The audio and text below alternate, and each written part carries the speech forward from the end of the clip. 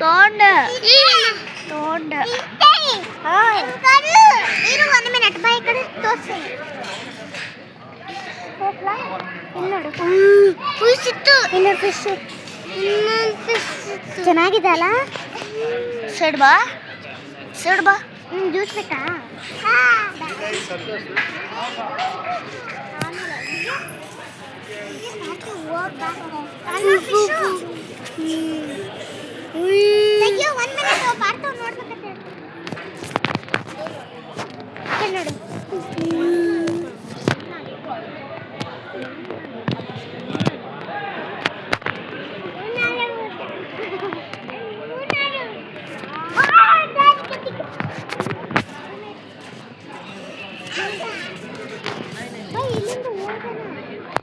ಚಿಕ್ಕದು